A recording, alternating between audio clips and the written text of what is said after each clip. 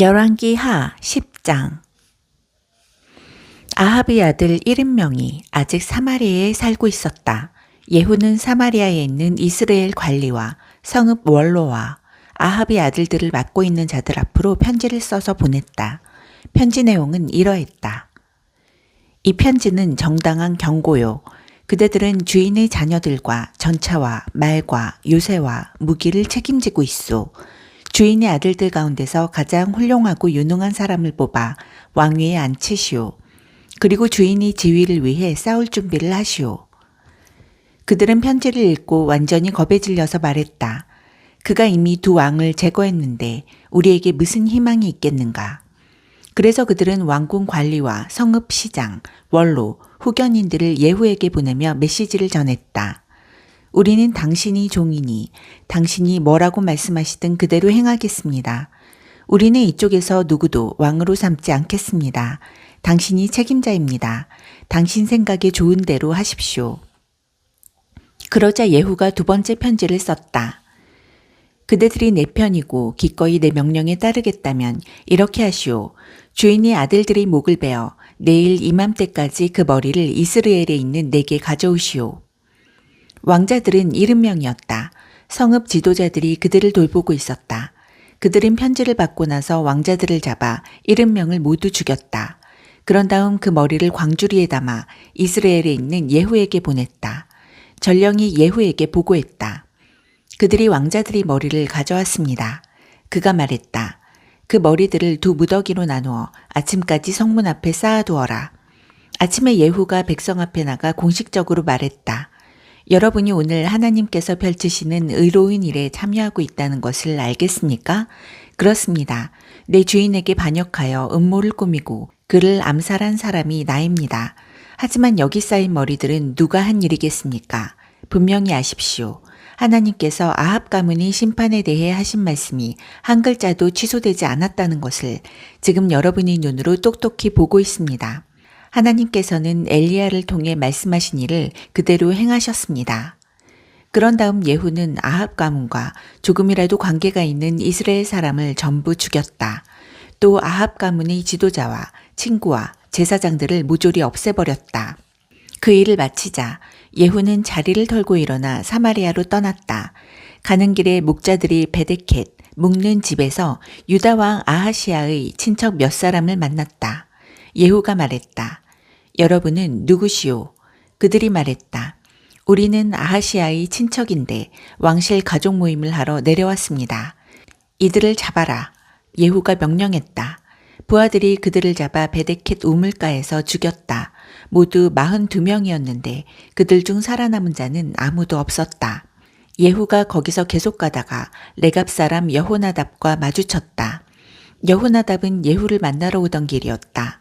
예후가 그에게 인사하며 말했다. 우리가 한편이며 이 일에 한마음이요? 여호나답이 말했다.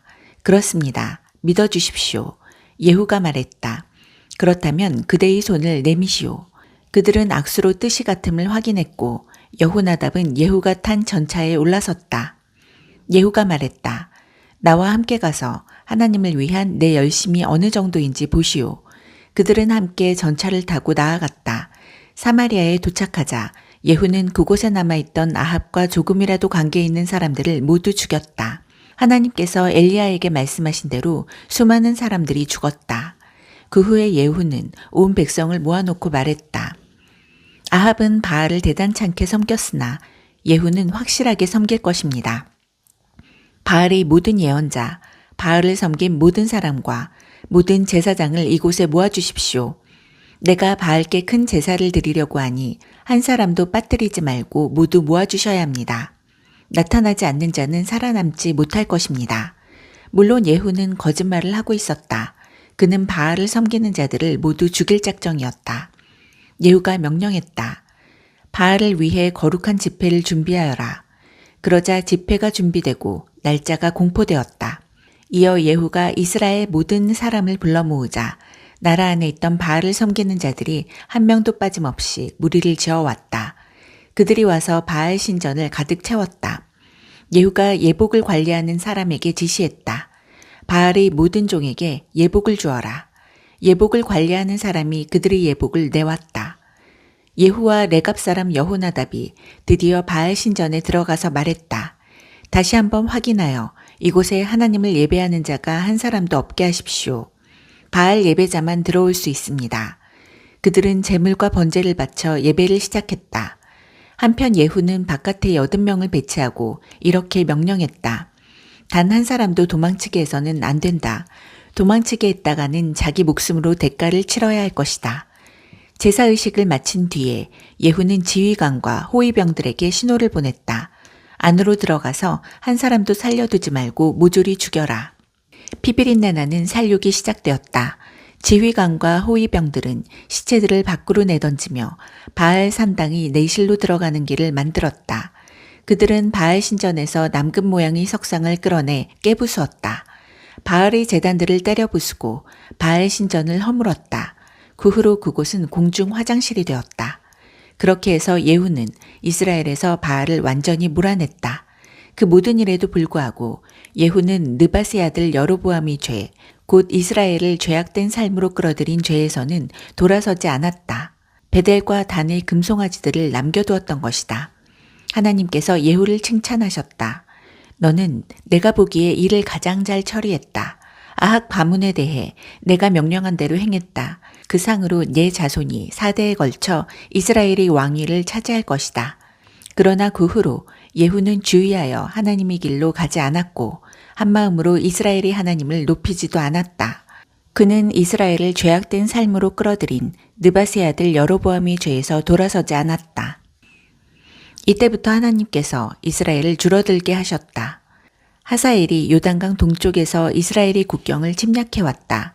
그는 아르논 시냇가 근처의 아로엘에서부터 길르앗, 갓, 르우벤, 므낫세의 영토 전역, 곧 길르앗과 바산 전체를 공격했다. 예후의 나머지 생애와 시대, 그의 업적과 명성은 이스라엘 왕 연대기에 기록되어 있다.